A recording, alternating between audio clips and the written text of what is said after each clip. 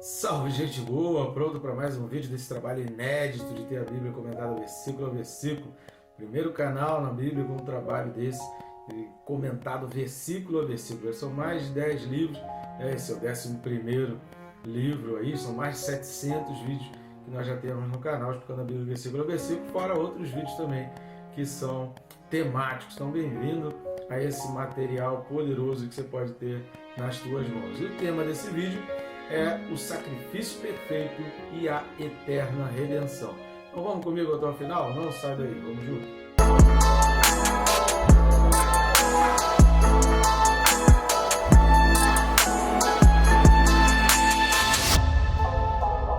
Porém, antes de mais nada, antes da gente seguir, não deixe de se inscrever no canal. É rápido e fácil, vai clicar no botão inscrever-me e pronto, já vai estar inscrito.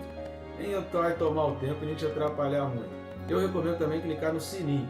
Quando você clica no sininho, você é notificado a cada vídeo novo. Isso te ajuda também, te disciplina a estar estudando a palavra de Deus. Por nós mesmos deixando pela nossa conta, a gente acaba, amanhã eu estudo, e esse amanhã acaba não chegando nunca. Por isso a gente tem essa forma aí que facilita muito a tua vida e você é disciplinado realmente para estar estudando a palavra.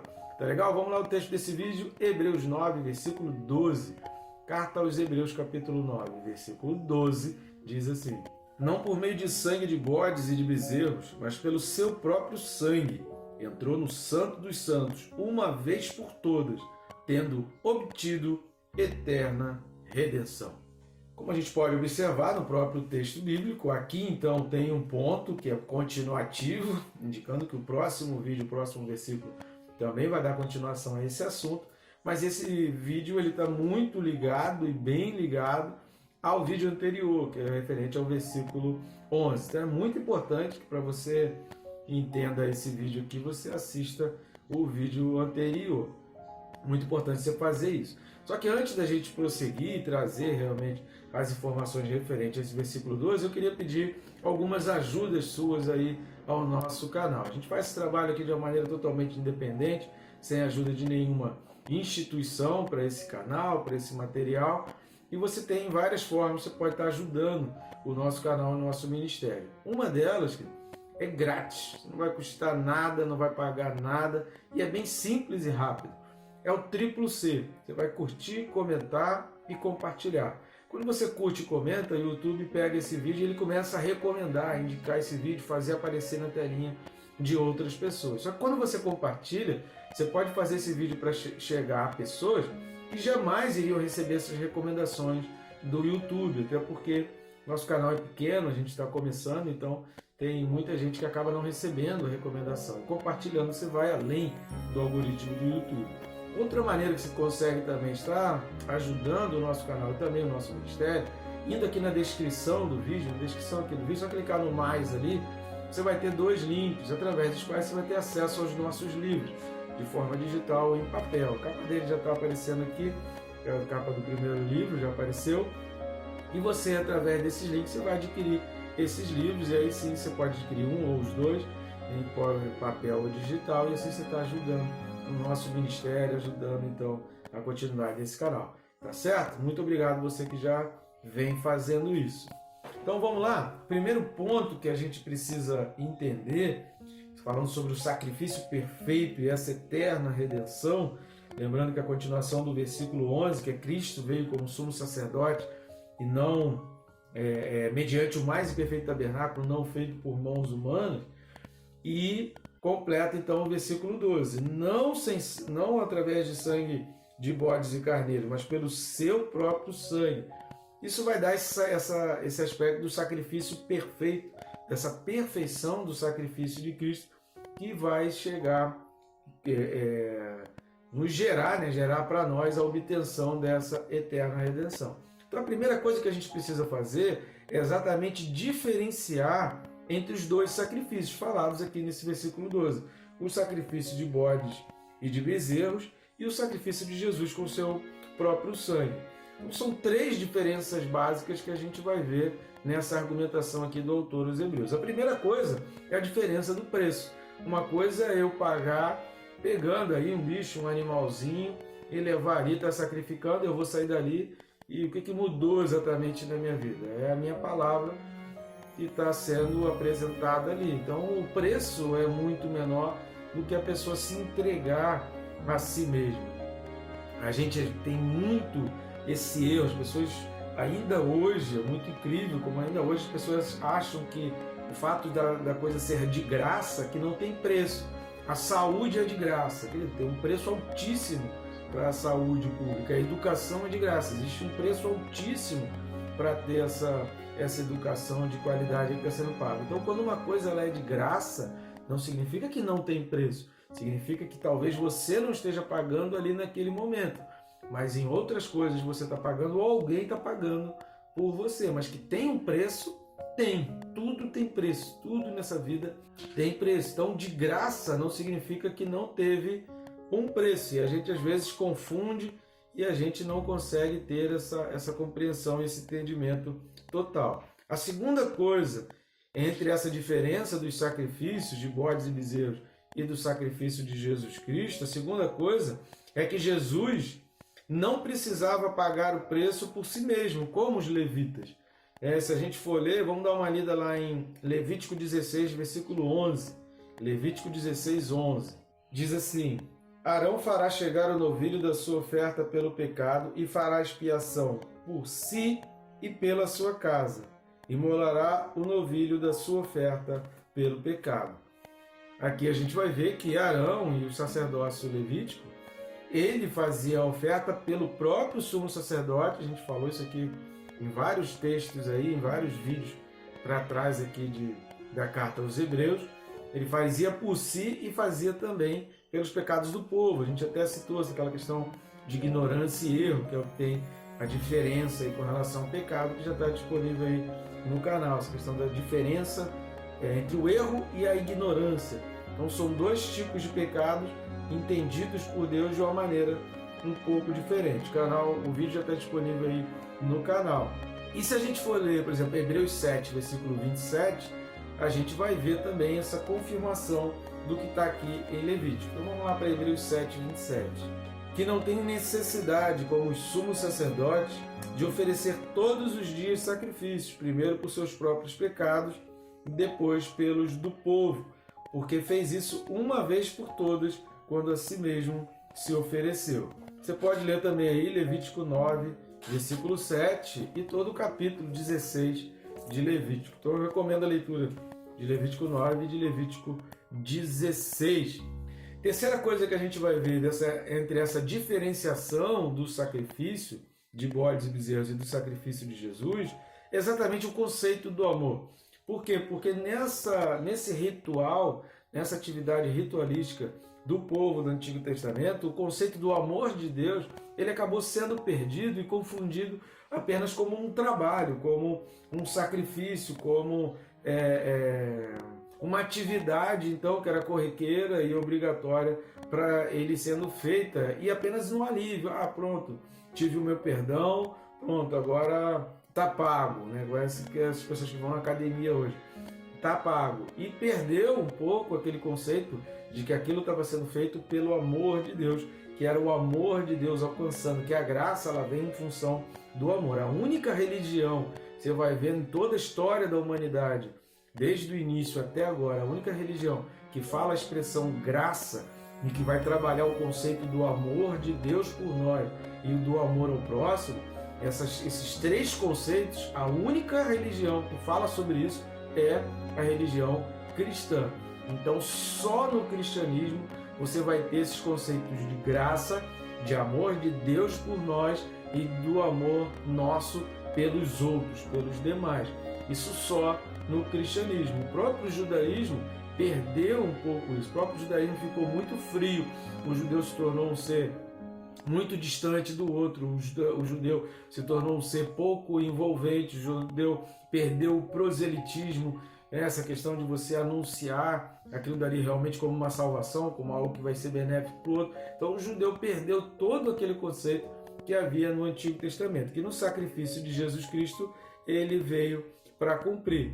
Então Jesus ele entregou a si mesmo. Eu vou trazer alguns textos bíblicos como base para esse entendimento de que Jesus se entregou. Tem várias canções lindas que falam sobre isso e são baseadas em que versículos? Então vamos lá.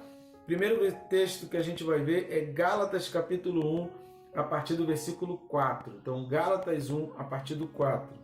O qual se entregou a si mesmo pelos nossos pecados, para nos desarraigar deste mundo perverso, segundo a vontade de nosso Deus e Pai, a quem seja a glória pelos séculos dos séculos. Se for continuar até o versículo 12, ele também vai trazer esse conceito, mas aqui está de uma maneira bem clara, bem exposta, a si mesmo se entregou. Vamos a mais textos? Efésios capítulo 5, versículo 22. Carta de Paulo aos Efésios 5, 22. As mulheres sejam submissas ao seu próprio marido, como ao Senhor, porque o marido é o cabeça da mulher, como também Cristo é o cabeça da igreja, sendo este mesmo Salvador do mundo. Como, porém, a igreja está sujeita a Cristo, assim também as mulheres sejam em tudo submissas ao seu marido. Maridos, amai vossa mulher, como também Cristo amou a igreja, e a si mesmo se entregou por ela, para que a santificasse, tendo-a purificado por meio da lavagem de água pela palavra. Então, o marido tem que ser aquele que está disposto a dar a sua própria vida pela esposa, fazer sacrifício. Mas está sendo bem claro, dentro dessa comparação, a evidência de que Jesus se entregou. A Bíblia dizendo que Jesus, então, se entregou. Romanos 8, versículo 32, carta de Paulo aos Romanos 8, versículo 32. Aquele que não poupou o seu próprio filho, antes por todos nós o entregou, porventura não nos dará graciosamente com ele todas as coisas? Então aqui está falando de Deus entregando o seu próprio filho, mas dentro do conceito daquela subdivisão da Trindade. E mais dois textos só aí, Gálatas 2, 20. Carta de Paulo aos Gálatas 2, versículo 20. Logo já não sou eu quem vive, mas Cristo vive em mim. E esse viver que agora tenho na carne, vivo pela fé no Filho de Deus, que me amou e a si mesmo se entregou por mim. Só mais um texto então, carta de Paulo a Tito, capítulo 2, versículo 14. Tito 2, versículo 14. O qual a si mesmo se deu por nós, a fim de remir-nos de toda iniquidade e purificar para si mesmo um povo exclusivamente seu, zeloso de boas obras. Tem vários outros textos também, mas aqui são textos bem claros e explícitos com relação ao fato de que Cristo se entregou por nós. Cristo se entregou na cruz. Ele não foi morto na cruz porque alguém o colocou, mas ele se entregou fazendo então esse sacrifício. Segunda coisa que a gente vai observar lá voltando para Hebreus 9, versículo 12, é essa expressão, entrou no Santo dos Santos. A gente já falou sobre isso quando a gente comentou aqui a respeito do segundo véu. Então ele entrou além do véu, aquele véu que separava o santo lugar do lugar santíssimo, que foi rasgado quando ele morreu na cruz. Então ele penetrou além do véu, e além do véu o que tinha ali? A presença de Deus. Então significa que ele se fez homem e voltou ao seu trono, voltou ao lugar então da sua presença. E ele passou a habitar, e ali era o lugar dele original da presença de Deus, de estar na presença de Deus. Terceira coisa que a gente vai observar, quando fala uma vez por todas, o que isso está querendo dizer para nós? O final do versículo 12 vai dizer uma vez por todas, tendo obtido eterna redenção. Redenção aqui é a salvação, né, que a gente já falou, que foi comprada por um preço, teve um preço altíssimo que foi pago. Agora, quando fala que foi uma vez por todas, pelo menos duas coisas têm que estar aqui na nossa mente, que o autor está nos passando nesse aspecto de uma vez por todas. Jesus se entregou e ele fez uma vez por todas, ou seja, não há necessidade de uma segunda vez, não há uma outra etapa, não há uma nova tentativa, não tem a possibilidade de ter que isso acontecer de novo. Foi uma vez por todas, uma vez para sempre. Esse sacrifício que ele fez foi eterno. Quais são as duas coisas que a gente precisa entender? E aí depois você pode, então, o Espírito Santo ministrar ao teu coração mais coisas a respeito desse texto, mas não pode fugir desses dois aspectos que está passando nesse conceito de uma vez por todas. O primeiro é que é o seguinte, o seu alto preço, como nós falamos no início desse vídeo, ele teve um cumprimento em várias esferas espirituais e temporais. A morte de Jesus e a sua ressurreição, e o que aconteceu entre a morte e a ressurreição, cumpriu vários aspectos espirituais e temporais, que não pode ser feito de novo, porque também foi feito uma vez por todas. Vamos ver alguns assuntos relacionados a isso. Colossenses 2, versículos 14 e 15. Carta de Paulo aos Colossenses 2, 14 e 15. Tendo cancelado o escrito de dívida que era contra nós e que constava de ordenanças, o qual nos era prejudicial, removeu-o inteiramente, encravando-o na cruz. Nós temos já um vídeo aí referente a esse texto disponível aí no canal. Só você pesquisar, vai lá na playlist que você consegue achar esse vídeo. Mas aqui está falando de uma cédula. Toda vez que a gente comete um pecado, a gente está entregando um cheque em branco da nossa alma. A gente está entregando a senha do cartão da nossa alma nas mãos do diabo. E quando Jesus morreu, e a gente reconhece essa morte, a gente pede perdão, Jesus está riscando essa cédula. Então essa obra, ela é eterna, essa obra ela é atemporal. Essa obra não acontece só num determinado tempo, ou precisa ser feita de novo para que se cumpra. Não, ao reconhecer aquela obra eu adquiro perdão. Ao reconhecer o sacrifício de Jesus, a cédula é arriscada. Ao ter uma mudança de vida, ao ter uma mudança de senhorio, então aquele senhorio que me tomava porque tinha cédulas na minha mão e ele me oprimia e me subjugava, eu agora tenho a liberdade em Cristo de poder não pecar. Eu tenho essa liberdade de poder fazer a minha escolha por não viver subjugado ao pecado e aprisionado e entristecido então pelo pecado. Outro texto também que é um texto já mais polêmico, mas que dá a entender exatamente essa amplitude da obra de Jesus naquele ato e que dá essa unicidade, né? Foi único, foi ímpar e não tem como isso acontecer novamente. Primeira carta de Pedro 3, versículo 19. Primeira de Pedro 3, versículo 19. No qual também foi e pregou aos espíritos em prisão, os quais no outro tempo foram desobedientes, quando a longanimidade de Deus aguardava nos dias de Noé, enquanto se preparava a arca, na qual poucos, a saber, 8 pessoas, foram salvos através da água.